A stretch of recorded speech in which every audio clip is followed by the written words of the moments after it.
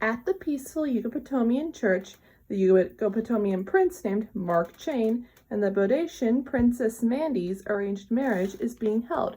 Queen Jipjorulak is not only happy, but also scared, so she shrieks in both delight and sheer terror, and her husband seems happy too. He just wishes that Mark's fiancée wasn't so hideous.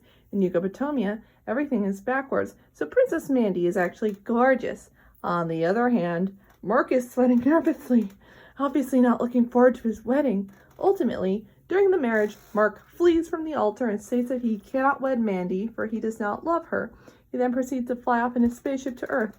Princess Mandie sheds a tear, and Queen Jipjorulak tries to comfort her by saying that he's probably just getting some sodas, but her husband ruins her attempt. However, Princess Mandie soon shows her violent side when she reveals her name is actually pronounced Mandie, and she brandishes her flaming sword and threatens Mark's father to tell her the location of his son. Meanwhile, in Crocker's classroom, Timmy braces himself for another boring day at school.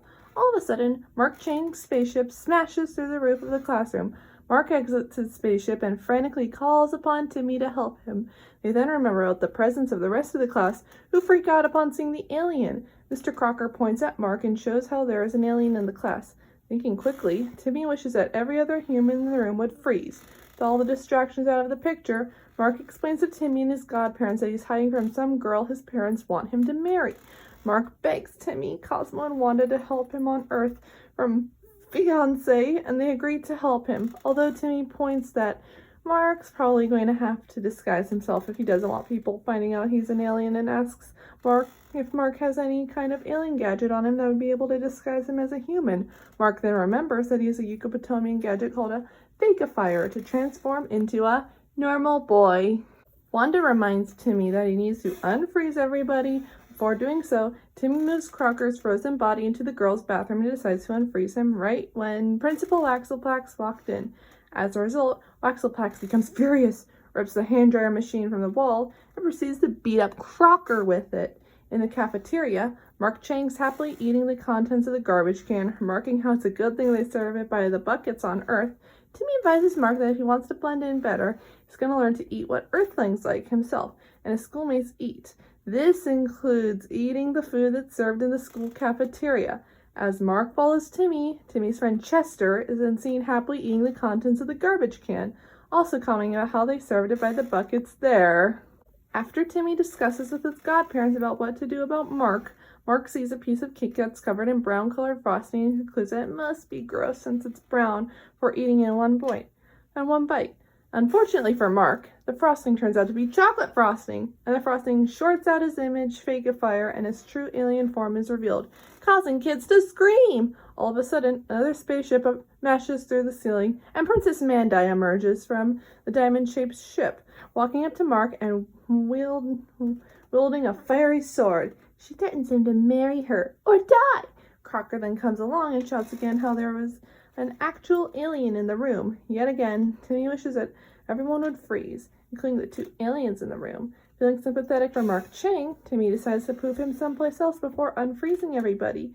However, Timmy messes with Crocker's frozen body again by poofing him into Principal Waxelplax's bedroom while she's sleeping there. She becomes furious again, rips a random hairdryer machine from the bedroom wall, and beats up Crocker with it, much like before. Timmy and his godparents take Mark to the city's local garbage dump, which Mark loves. Cosmo and Wanda question Mark not only why Mandie is hurting him, but also why the two of them were supposed to get married in the first place. Mark explains to them and Timmy that if he were to marry Mandie, their home planets would form an alliance, the most fearsome in the galaxy and universe, and team up to destroy the Earth. However, Mark can't bring himself to marry Mandie for two reasons. One, he does not truly love Mandie, and two, on a shallower note, he finds her unattractive. Feeling grateful for Timmy's help, Mark, going against the Yucateconian nature of hating things that Earthlings love, decides to give Timmy a hug as a way to thank him.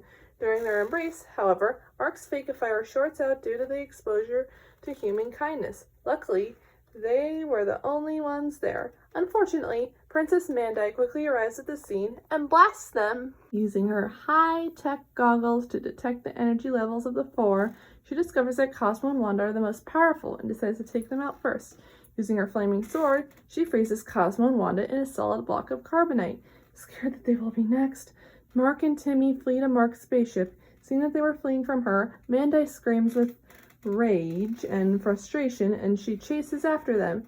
Timmy begins firing bullets from the cannon of the Yucatonian ship, only for Mandie to dodge them, causing him to destroy the ice cream shop, the video game store, and the comic book shop. All the stores nearby decimated, except for, much to his horror, the girly things shop. While the duo realizes that running away from Mandie is pointless, Timmy gets an idea. After Mark claims that the only way to get Mandie off their trail is to somehow get her to marry someone. Timmy and Mark place another fake-a-fire outside of Crocker's house, saying it's a fairy hunting belt. Filled with excitement, Crocker puts on the belt and abruptly transforms into a Mark Chang look-alike. Descending from their vast night sky, Princess Mandie nabs Crocker and flies off with him. Mark and Timmy then emerge from behind Crocker's house, happy that both of their problems are solved, for now at least.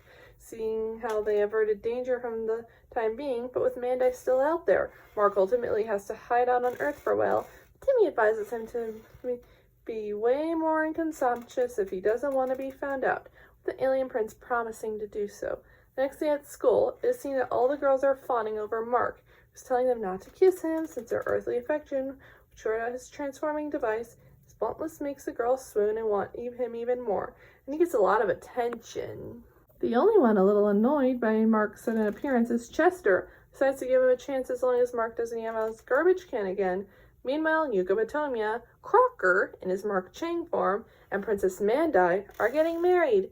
Mandie gives Crocker his wedding kiss, shorting out the fake-a-fire and revealing Crocker's true form, shocking all the Yucatonians. Mandie yet again begins to growl and get angry, so she throws him right into Principal Waxelpax's house, waking her up. Upon seeing Crocker, she once again rips the hand dryer machine off her wall again, uses it to beat up Crocker with zest and zeal.